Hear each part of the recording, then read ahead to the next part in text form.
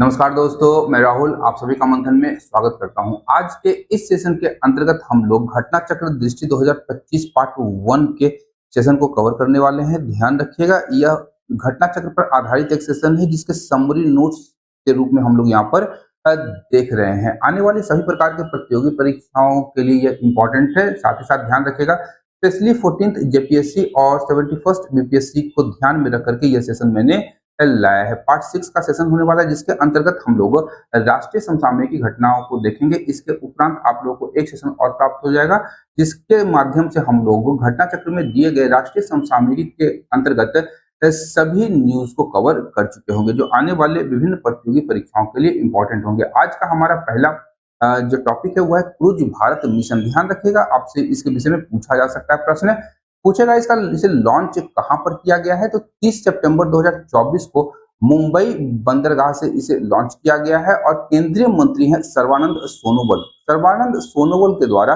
Cruise पोत empress पर इसे लॉन्च किया गया है क्रूज भारत विषय को मिशन को। यहाँ पर ध्यान रखिएगा, इसका मूल उद्देश्य है कि भारत में क्रूज पर्यटन को बढ़ावा देना और वर्ष 2029 तक क्रूज यात्री यातायात को दोगुना करना। अब यहाँ पर दो तीन चीजें इंपॉर्टेंट है, ये ध्यान रखिएगा। बड़ा इंपॉर्टेंट है कि उद्घाटन किसने किया, ये ध्यान रखिएगा। सर्बानंद सोनोवाल के द्वारा मुंबई बंदरगाह, ये भी महत्वपूर्ण है। और किस पोत पर किया है तो क्रूज पोत एम्प्रेस पर इसका उद्घाटन किया गया है। साथ ही साथ इसका जो उद्देश्य या लक्ष्य है इसे ध्यान में रखिएगा कि 2029 वर्ष ध्यान में रखिएगा। ये पूछा जा सकता है कि क्रूज यात्री यातायात को दोगुना करना किस वर्ष तक का लक्ष्य रखा गया है तो 2029 का। अवधि क्या होगी तो 1 अक्टूबर 2024 से लेकर के 31 मार्च 2029 तक इस मिशन का अवधि रखा गया है। 2029 लास्ट ईयर होगा इसका मार्च में और 3 चरणों में इस मिशन को पूरा किया जाएगा। 3 चरणों को यदि हम लोग सिलसिलेवार ढंग से देखें तो ध्यान रखिएगा, पहला जो चरण होगा इस मिशन का वो 2024 से 2025 में क्रियान्वित किया जाएगा। इसके अंतर्गत विभिन्न प्रकार के इस मिशन से संबंधित अध्ययन, इसकी मास्टर प्लानिंग की जाएगी। साथ ही साथ यहाँ पर ध्यान रखिएगा कि इस मिशन की सबसे बड़ी विशेषता है कि इसमें भारत अपने पड़ोसी देशों के साथ को भी शामिल करेगा और उसके लिए भारत एक क्रूज अलायंस अपने पड़ोसी देशों को मिलाकर के बनाएगा। ये बड़ा इंपॉर्टेंट फैक्ट है, ये ध्यान रखिएगा। और जो भी मौजूदा टर्मिनल या बंदरगाह है भारत में जो कि क्रूज पर्यटन को समर्थन अपना देते हैं, इसके अतिरिक्त विभिन्न प्रकार के मरीना और गंतव्यों का आधुनिकीकरण इस चरण 1 के दौरान किया जाएगा। चरण 2 की बात करेंगे तो 2025 से लेकर के 2027 तक इसका क्रियान्वयन किया जाएगा। इसमें नए क्रूज टर्मिनल, मरीना और गंतव्यों का विकास किया जाएगा। दूसरे चरण में विकास किया जाएगा और तीसरे चरण की बात करेंगे तो 2027 से लेकर 2029 तक क्रियान्वित की जाएगी। इस पूरे भारतीय उपमहाद्वीप के क्रूज सर्किट का एकीकरण कर दिया जाएगा, यानी जो भी पड़ोसी देश भारत के इस क्रूज अलायंस में शामिल होंगे उनका एकीकरण तीसरे चरण में किया जाएगा। यहाँ अगर महत्वपूर्ण पहलुओं की बात करें तो यहाँ पर ध्यान रखिएगा कि भारत की सरकार की अगर बात करें तो यहाँ ध्यान रखना है हमें कि राष्ट्रीय क्रूज अवसंरचना मास्टर प्लान 2047 का निर्माण किया गया है। इसके अतिरिक्त भारतीय पत्तन संघ के तहत एक विशेष परियोजना वाहन एसपीवी का निर्माण किया गया है जो कि इस क्रूज विकास मिशन को का निर्माण करेगी। साथ ही साथ क्रूज विकास निधि की स्थापना की गई है। क्रूज इंडिया समिट का आयोजन किया जाएगा और राष्ट्रीय क्रूज पर्यटन नीति को लॉन्च करना इस मिशन का महत्वपूर्ण अंग है। इसे भी आप लोग ध्यान में रखेंगे। नेक्स्ट है हमारा शहरी शासन सूचकांक 2024 लॉन्च कब किया गया है तो 26 सितंबर 2024 को। ध्यान रखना है हमें, प्रजा फाउंडेशन के द्वारा शहरी शासन सूचकांक को जारी किया जाता है। यह इस सूचकांक का दूसरा संस्करण है और इसमें कुल 28 राज्य, 2 केंद्र शासित प्रदेश और एनसीटी दिल्ली को शामिल किया गया है। यहाँ पर ध्यान रखिएगा, संपूर्ण भारत की बात करेंगे तो औसत स्कोर इसमें 39.70 है 100 स्कोर में, ये ध्यान रखिएगा। शीर्ष राज्यों की बात करेंगे तो ये ध्यान रखिएगा, सबसे महत्वपूर्ण प्रश्न यहीं से बनेगा। पहला प्रश्न कि शहरी शासन सूचकांक 2025 को कौन जारी करता है तो प्रजा फाउंडेशन। दूसरा है आपका इसमें शीर्ष राज्य कौन है तो केरल इसमें शीर्ष राज्य पर शीर्ष पर रहा था राज्यों की श्रेणी में और उड़ीसा का स्थान दूसरा था। इसके अतिरिक्त अगर हम लोग बात करें तो यहाँ पर ध्यान रखना है हमें कि कि महाराष्ट्र, छत्तीसगढ़ और मध्य प्रदेश इसके बाद का स्थान आता है। लेकिन यहाँ पर ध्यान रखिएगा, जो बिहार है, यूपीएससी वाले कैंडिडेट यहाँ पे ध्यान रखेंगे कि शहरी शासन सूचकांक 2024 में अगर हम लोग बात करें, 2024 ही है या 25, ये देख लीजिए पहले। 2024 की जब हम लोग बात करते हैं तो यहाँ पर ध्यान रखें बिहार का इसमें 15वां स्थान है। 2024 के शहरी शासन सूचकांक में बिहार का स्थान 15वां है। ये बड़ा इंपॉर्टेंट प्रश्न हो जाएगा अगली यूपीएससी के एग्जाम के लिए। वहीं उत्तर प्रदेश का स्थान उस बिहार के बाद 16वां है।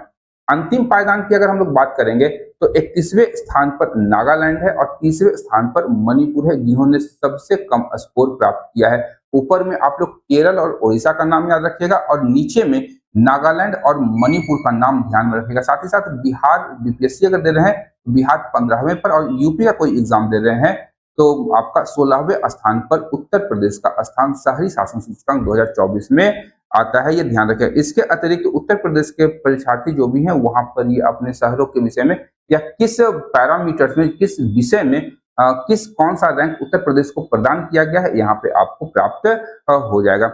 नेक्स्ट है हमारा भारत का 13वां महापत्तन, ये बड़ा इंपॉर्टेंट है और भारत सरकार ने भारत के 13वें महापत्तन का भी निर्माण की मंजूरी प्रदान कर दी है। ये ध्यान रखना है हमें कि भारत सरकार के द्वीपीय विकास कार्यक्रम के तहत ग्रेट निकोबार द्वीप, जो कि अंडमान निकोबार का सबसे दक्षिणी द्वीप है, वहां पर 4 प्रमुख परियोजनाओं का निर्माण किया जा रहा है, जिसमें पत्तन जो कि बंदरगाह हो गया आपका, एक हवाई अड्डा, एक टाउनशिप और एक ऊर्जा संयंत्र का विकास प्रस्तावित है। ध्यान रखिएगा ग्रेट निकोबार द्वीप में द्वीपीय विकास कार्यक्रम के तहत इन चीजों का विकास भारत सरकार के द्वारा किया जा रहा है।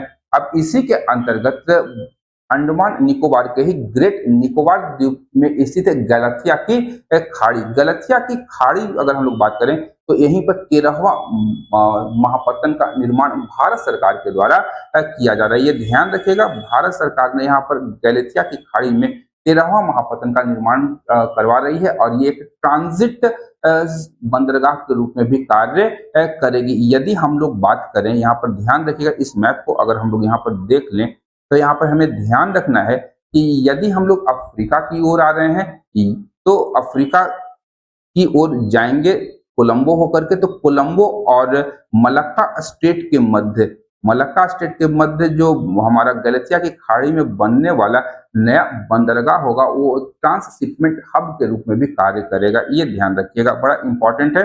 अंतरराष्ट्रीय कंटेनर ट्रांसशिपमेंट पोर्ट का निर्माण इसके अंतर्गत किया जाएगा, इस महापत्तन के अंतर्गत। और गलथिया की खाड़ी याद रखिएगा अंडमान निकोबार द्वीप समूह में है।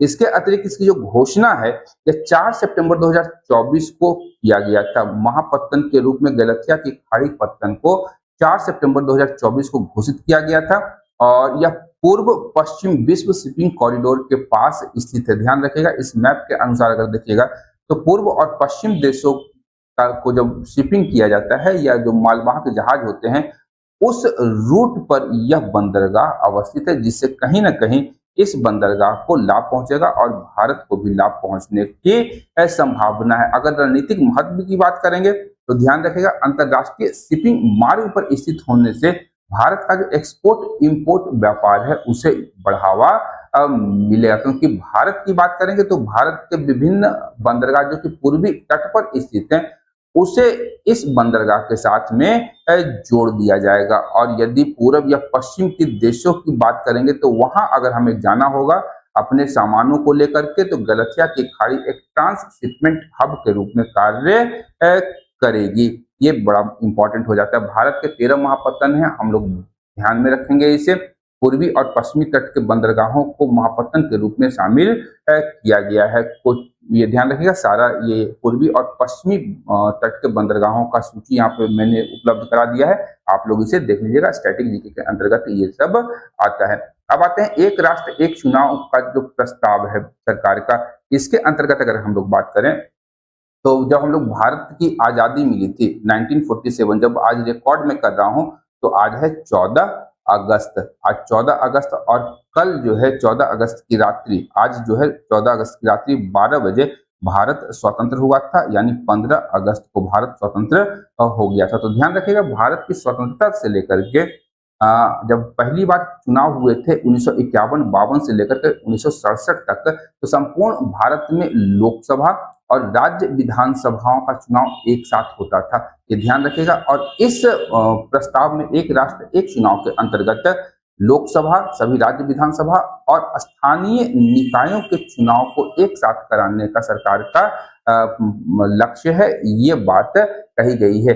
51 से 52 का पहला चुनाव और 1967 तक यह प्रणाली जो थी भारत में प्रचलित थी, लेकिन बाद में यह चक्र टूट गया, क्योंकि कहीं पर मध्यावधि चुनाव हो गए, किसी राज्य में राज्यपाल का शासन लागू हो गया या राष्ट्रपति शासन लागू हो गया। तो इसके कारण से हम लोगों ने देखा था कि यह चक्र टूटा था। और बार बार जब हम लोग को चुनाव करवाना पड़ता है तो हमारे पास में जो एक्सचेकर है उस पर काफी अधिक खर्च होता है, लगातार आचार संहिता को लगाना पड़ता है, जिसके कारण जो विकासात्मक गतिविधियां होती हैं वो रुक सी जाती हैं। इसके अतिरिक्त प्रशासनिक बोझ भी बढ़ जाता है। सैनिकों को जो कि सीमा की सुरक्षा में लगाया जाना चाहिए, उन्हें इन चुनाव ड्यूटीज में लगाया जाता है। भारत के जो अर्धसैनिक बल हैं, जो सुरक्षा का कार्य करना उनका मूल उद्देश्य होता है, इन चुनाव कार्यों में उन्हें लगाया जाता है। आने और जाने में उनका खर्च भी काफी ज्यादा हो जाता है। तो ध्यान रखिएगा, प्रस्ताव की जो मंजूरी की जब हम लोग बात करेंगे तो केंद्रीय मंत्रिमंडल के द्वारा 2024 को वन नेशन वन इलेक्शन प्रस्ताव को मंजूर किया है। और इसी प्रस्ताव को लेकर के पूर्व राष्ट्रपति थे रामनाथ कोविंद की अध्यक्षता में एक 8 सदस्यीय उच्च स्तरीय समिति का गठन केंद्र सरकार के द्वारा किया जाता है। और यह समिति का गठन 2 सितंबर 2023 को किया गया और इस समिति ने अपनी रिपोर्ट 14 मार्च 2024 की रिपोर्ट इसने सौंप दी थी और इसी रिपोर्ट पर इस प्रस्ताव को मंजूरी प्रदान की गई थी, ये ध्यान रखिएगा। चुनाव के ढांचे की अगर हम लोग बात करेंगे तो यहाँ पर ध्यान रखना है कि चुनाव यहाँ पर 2 चरण में कराने की बात कही गई है। पहला, लोकसभा और राज्य के सभी विधानसभाओं के चुनाव एक साथ होंगे और पहले चरण के यानी कि लोकसभा और सभी विधानसभाओं के चुनाव जब हो जाएंगे तो पहले चरण के 100 दिनों के भीतर स्थानीय निकाय के चुनाव भी करवाए जाएंगे। 100 दिन आप लोग ध्यान में रखिएगा। अब इसके लिए सरकार को संशोधन करना पड़ेगा कि पहला चरण यदि हम लोग करवाते हैं, पहला चरण को लागू करवाना है तो उसके लिए संविधान में कुछ संशोधन करना पड़ेगा। इसमें संशोधन होगा अनुच्छेद 83 में। 83 में संसद के सदनों की अवधि, राज्यसभा और लोकसभा की अवधि का निर्धारण किया गया है। वहीं आर्टिकल 172 में राज्य विधान मंडलों की अवधि के विषय में बताया गया। अब इसमें हमें संशोधन करना पड़ेगा और नया एक अनुच्छेद 82A जोड़ने का प्रावधान किया गया है। यहाँ पर ध्यान रखिएगा कि इस संशोधन के लिए राज्यों के अनुमोदन की आवश्यकता नहीं होगी, लेकिन जब स्थानीय निकाय चुनाव एक साथ कराने की बात होगी तो उसमें आधे से अधिक राज्यों के विधान मंडलों के अनुमोदन की आवश्यकता होगी। और हम लोग जानते हैं कि भारतीय संविधान में जो संशोधन किया जाता है वो आर्टिकल 368 के अंतर्गत किया जाता है। इस प्रक्रिया में अगर हम लोग देखें तो 3 प्रकार से संशोधन होता है। पहला संशोधन का प्रकार हो जाएगा कि दोनों सदनों में कुल सदस्यों का आधे से अधिक मतदान होना, यानी बहुमत के द्वारा उपस्थित और मतदान करने वालों में 2/3 बहुमत से पारित किया जाना और राष्ट्रपति के हस्ताक्षर के बाद अधिनियम बनता है। लेकिन कुछ ऐसे अधिनियम होते हैं, कुछ ऐसे कानून होते हैं जिसमें राज्यों की भी सहमति आवश्यक होती है। उन कानूनों के लिए आधे से अधिक राज्यों की सहमति आवश्यक होती है। तो यहाँ पर इन प्रकारों से हम लोग देखते हैं कि भारतीय संविधान में संशोधन 368 के अंतर्गत किया गया था। अब आते हैं कि वन नेशन वन इलेक्शन के लिए जो उच्च स्तरीय कमेटी बनाई गई थी उसके अध्यक्ष तो रामनाथ कोविंद थे, लेकिन अन्य सदस्यों की बात करें तो गृह मंत्री अमित शाह, कांग्रेस के पूर्व सांसद गुलाम नबी आजाद, NK सिंह, डॉक्टर सुभाष सिंह कश्यप भारत के संविधानविद हैं, ये ध्यान रखें, और राज्यसभा के मुख्य अधिकारी भी ये रह चुके हैं। इनकी बुक हम लोग पढ़ते भी हैं, ये ध्यान रखिएगा। हरीश साल्वे प्रख्यात वकील हैं, संजय कोठारी और अर्जुन राम मेघवाल विशेष आमंत्रित सदस्य थे जो कि केंद्र सरकार में मंत्री के तौर पर कार्य कर रहे थे। वहीं अगर डॉक्टर नितिन चंद्र की बात करेंगे तो doctor Nitin Chandra one nation one election committee के सचिव बनाए गए थे। तो ये कुछ फैक्ट्स आप लोग को ध्यान में रखने की आवश्यकता होगी। अब आते हैं पीएम आशा योजना पर। अब आशा योजना का फुल फॉर्म अगर हम लोग देखें तो प्रधानमंत्री अन्नदाता आय संरक्षण अभियान, प्रधानमंत्री अन्नदाता आय संरक्षण अभियान पीएम आशा का फुल फॉर्म है और 2018 में केंद्रीय मंत्रिमंडल के द्वारा इसे स्वीकृत किया गया था। इसकी घोषणा 2018 के बजट में की गई थी। ये बड़ा इंपॉर्टेंट प्रश्न हो जाएगा, ध्यान रखिएगा। उद्देश्य क्या था? किसानों को उनकी उपज का लाभकारी मूल्य दिलाना और एमएसपी या न्यूनतम समर्थन मूल्य आधारित व्यवस्था के जरिए आय संरक्षण करना इसका मूल उद्देश्य था। हाल ही में अपडेट क्या हुआ है तो 18 सितंबर 2024 को प्रधानमंत्री नरेंद्र मोदी की अध्यक्षता में केंद्रीय मंत्रिमंडल की बैठक हुई थी जिसमें पीएम आशा के अंतर्गत सभी योजनाओं को जारी रखने की अनुमति दी गई थी और यह स्वीकृति जो है 15वें वित्त आयोग की अवधि के दौरान वर्ष 2025-26 तक लागू रहेगी। ये ध्यान रखना है, ये बड़ा इंपॉर्टेंट है।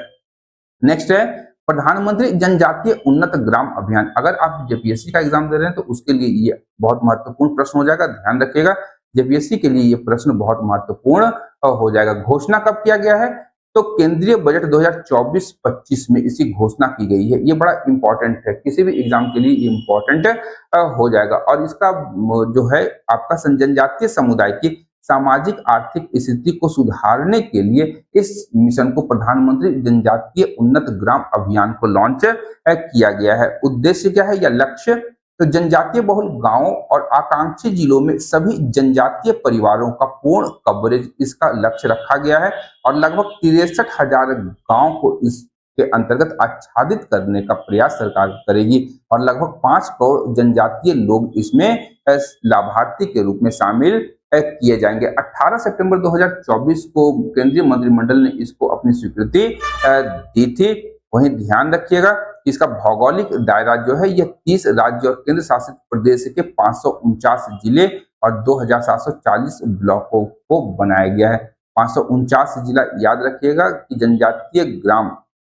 प्रधानमंत्री जनजातीय उन्नत ग्राम अभियान के अंतर्गत टारगेट किए जाएंगे। 17 मंत्रालयों के द्वारा 25 कार्यक्रम यहाँ पे लाए जा रहे हैं और विशेष पहल की बात करेंगे तो ध्यान रखिएगा स्वदेश दर्शन योजना के तहत 1000 होम स्टे को यहाँ पर बढ़ावा दिया जाएगा इस अभियान के अंतर्गत। अब आते हैं बायो राइड योजना एवं बायो E3 नीति और यहाँ ध्यान रखिएगा एक सम्मेलन हुआ था 2024 में, चौथा ग्लोबल बायो इंडिया सम्मेलन 2024 में हुआ था। 12 से 14 सितंबर 2024 को नई दिल्ली में आयोजन हुआ था। आयोजक कौन था तो BIRAC biotechnology industry research assistance council इसकी आयोजक थी ग्लोबल बायो इंडिया सम्मेलन की, जो कि जैव प्रौद्योगिकी विभाग के अधीन एक संस्था है। ये ध्यान रखिएगा। बायो राइड योजना की बात करेंगे तो बायो राइड योजना का फुल फॉर्म ध्यान रखिएगा,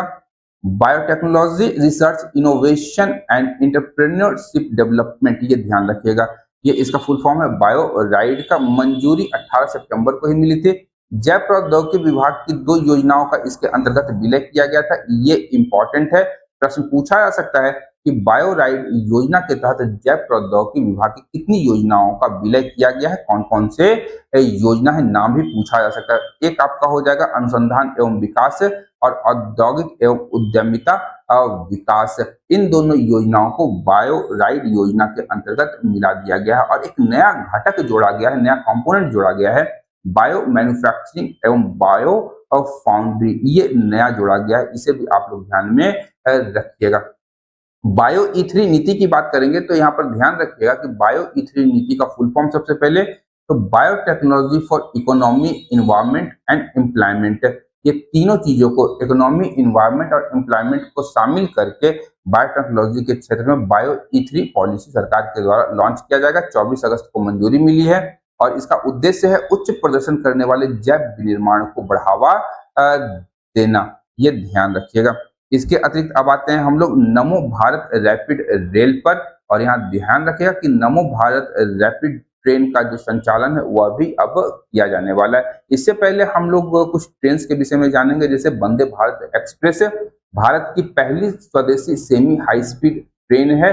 पहली ट्रेन 15 फरवरी 2019 को नई दिल्ली, कानपुर, प्रयागराज और वाराणसी रूट पर प्रारंभ की गई थी। इसकी गति 160 किलोमीटर प्रति घंटा। ये ध्यान रखें, वंदे भारत एक्सप्रेस पहला नई दिल्ली, कानपुर, प्रयागराज और वाराणसी के मध्य चलाई गई थी। Vande Bharat sleeper train set का भी डिजाइन किया गया है, ये ध्यान रखिएगा।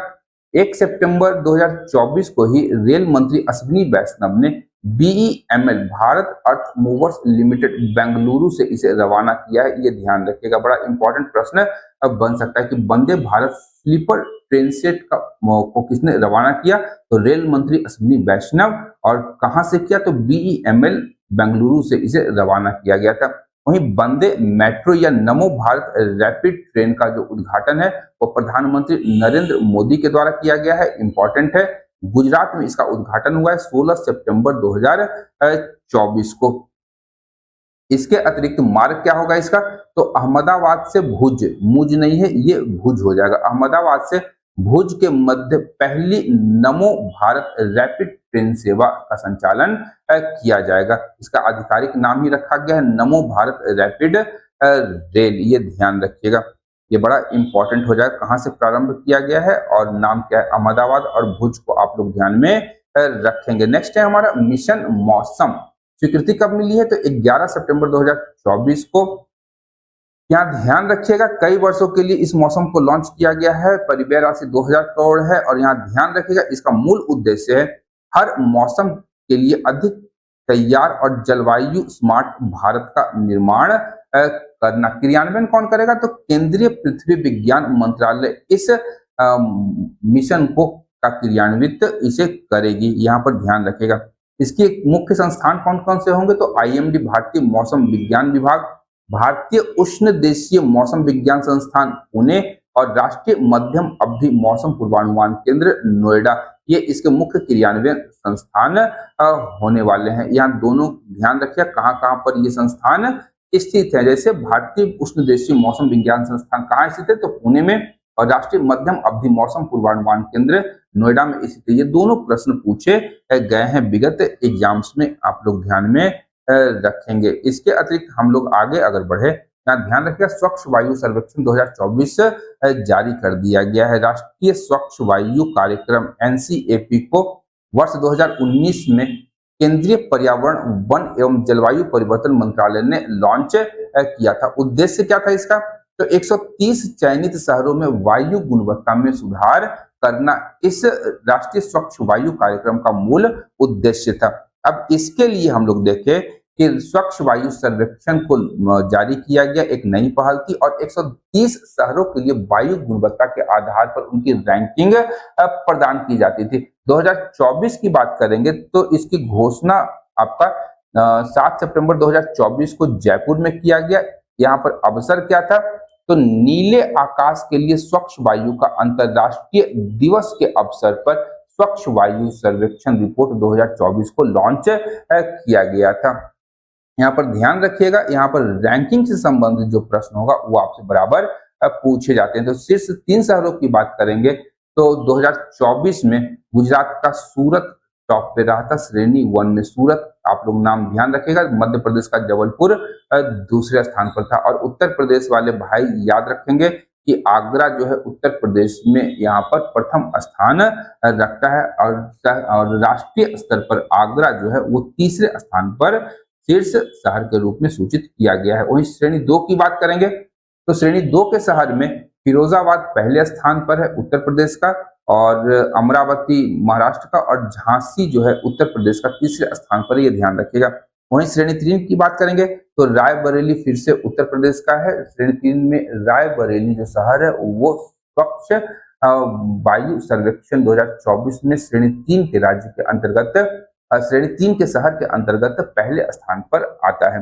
23वें विधि आयोग की स्थापना की अधिसूचना जारी हो चुकी है, ध्यान रखिएगा। विधि आयोग की जब हम लोग बात करते हैं तो यह एक गैर संवैधानिक निकाय है, विधि आयोग, ध्यान रखिएगा। इसके गठन विधि और न्याय मंत्रालय के विधि कार्य विभाग की अधिसूचना से किया जाता है और कानून के क्षेत्र में अनुसंधान और सिफारिशें देना इसका मूल काम बताया गया। सबसे पहले आप लोग यही याद रखिएगा कि विधि आयोग किस प्रकार की संस्था है, तो गैर संवैधानिक संस्था के रूप में या निकाय के रूप में इसका गठन किया जाता है। इसकी अधिसूचना 2 सितंबर 2024 को जारी की गई थी। 1 सितंबर 2024 से लेकर के 31 अगस्त 2027 तक 3 वर्षों के लिए इसका कार्यकाल निर्धारित किया गया है। ये कार्यकाल याद रखिएगा 2024 से 2027 बड़ा इंपॉर्टेंट है, और वो भी 1 सितंबर से 31 अगस्त तक 3 सालों के लिए इसकी अवधि निर्धारित की गई है और अनुमोदन राष्ट्रपति द्रौपदी मुर्मू जी के द्वारा किया गया। संरचना कैसा होगा, तो एक अध्यक्ष होगा, पूर्णकालिक अध्यक्ष, 4 पूर्णकालिक सदस्य होते हैं, सचिव विधि कार्य विभाग का पदेन सदस्य होगा और सचिव जो होगा विधायी विभाग का वह भी पदेन सदस्य के रूप में इसमें शामिल किए जाते हैं और अधिकतम 5 अंशकालिक सदस्यों की नियुक्ति विधि आयोग में की जाती है। मुख्यालय कहाँ है इसका, तो नई दिल्ली में है। नियुक्तियों की अगर हम लोग बात करेंगे तो यहाँ पर ध्यान रखिएगा कि जब हम लोग बात करेंगे इस विधि आयोग की तो क्रम हमेशा याद रखने का आप लोग प्रयास कीजिएगा। क्रम है हमारा 23वां विधि आयोग। 23वें विधि आयोग के अध्यक्ष के रूप में न्यायमूर्ति सेवानिवृत्त हैं दिनेश माहेश्वरी को अध्यक्ष नियुक्त किया गया। बड़ा इंपॉर्टेंट है, याद रखिएगा 23वें विधि आयोग के अध्यक्ष दिनेश माहेश्वरी हैं। पूर्णकालिक सदस्य की बात करेंगे तो डीपी वर्मा को बनाया गया है, जो पूर्व सदस्य भी रह चुके हैं और 22वां विधि आयोग में ये सदस्य बनाए गए थे और अधिवक्ता हितेश जैन को पूर्णकालिक सदस्य बनाया गया है। अब आइए डिजिटल कृषि मिशन। भारत में सभी कुछ डिजिटल होता जा रहा है, तो सरकार ने सोचा क्यों नहीं हम भी कृषि को भी डिजिटल कर दें। तो यहाँ पर ध्यान रखिएगा कि डिजिटल कृषि मिशन जो है भारत में कृषि क्षेत्र को डिजिटल क्रांति के मध्य से आधुनिक बनाने के लिए केंद्र सरकार की एक महत्वाकांक्षी परियोजना या पहल है।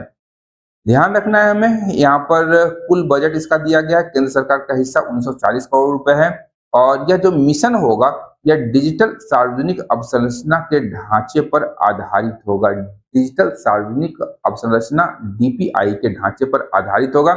उद्देश्य क्या है, तो किसानों और उनकी भूमि के समेकित और केंद्रीकृत डेटा बैंक का निर्माण करना। किसानों का और उनकी जो भूमि है उसका एक समेकित और केंद्रीकृत डेटा बैंक का निर्माण करना इसका मूल उद्देश्य है। सबसे महत्वपूर्ण प्रश्न यहाँ से पूछा जा सकता है कि डिजिटल कृषि मिशन को प्रारंभ करने की घोषणा किस बजट में की गई थी, तो बजट 2024-25 के में वित्त मंत्री निर्मला सीतारमण के द्वारा इसकी घोषणा की गई थी।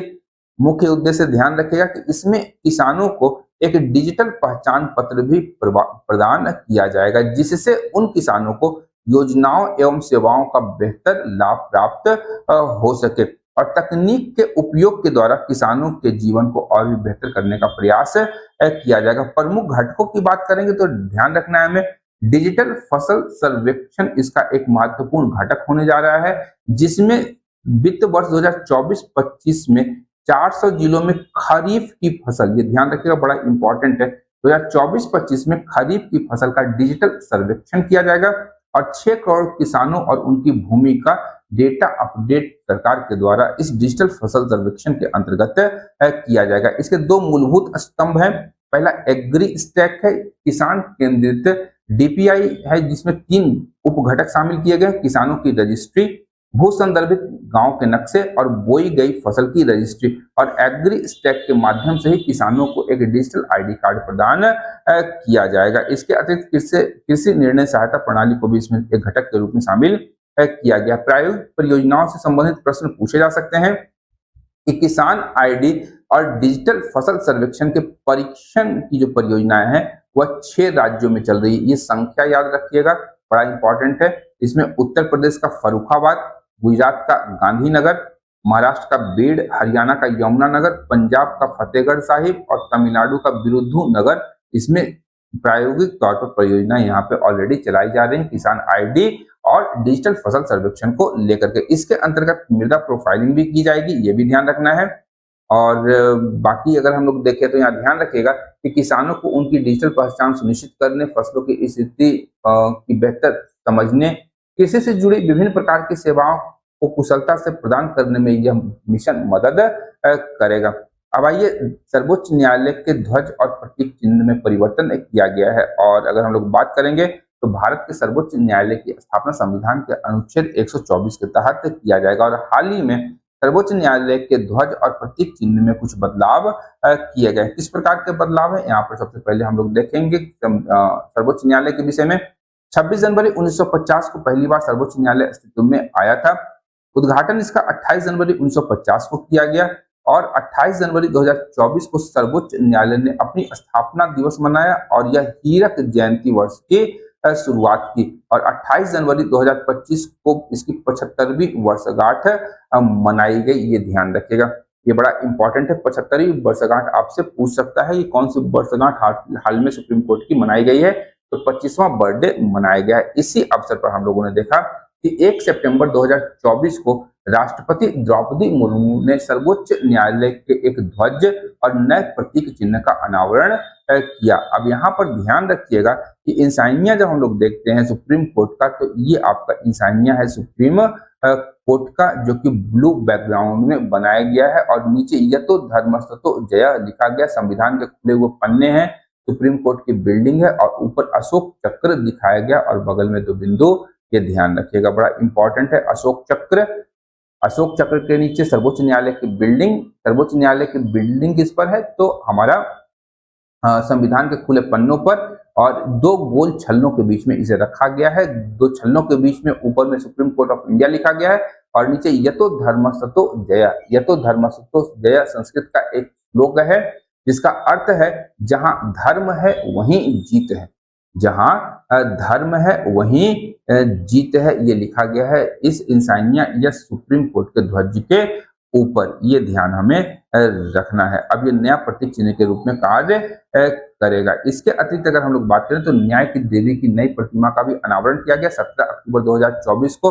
उस समय के तत्कालीन मुख्य न्यायाधीश DY चंद्रचूड़ सर के द्वारा, ये ध्यान रखिएगा, सर्वोच्च न्यायालय में जो न्याय की देवी थी उसकी प्रतिमा का अनावरण किया गया था। अब यहाँ पर ध्यान रखिएगा कि नई प्रतिमा की जब बात करेंगे तो यहाँ भी ध्यान रखिएगा कि अब नई प्रतिमा में क्या किया गया है, तो इस प्रतिमा में जो न्याय की देवी है उन्होंने साड़ी पहन के रखा हुआ है। एक हाथ में संविधान है और एक हाथ में उनका तराजू है, ये ध्यान रखिएगा। अब यहाँ पर जो आंखों में पट्टियां बंधी होती थी, पूर्व में आंखों में पट्टियां बंधी हुई थी, ये पट्टी हटा दी गई है।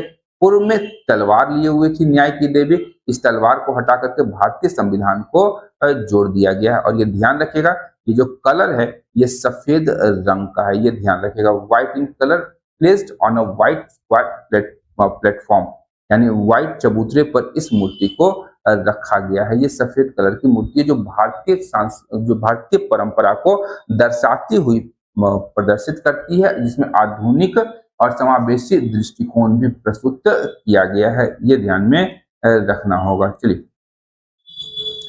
इसके अतिरिक्त हम लोग बधावन या बाड़वन पत्तन का शिलान्यास हुआ है, इसे हम लोग नेक्स्ट सेशन में कवर करने वाले हैं। तो आज के इस सेशन के लिए यहीं तक, मिलते हैं अगले सेशन में। तब तक के लिए धन्यवाद। देखते रहिए मंथन, क्योंकि मैं इस प्रकार के वीडियोस लाता रहता हूँ। Thank you.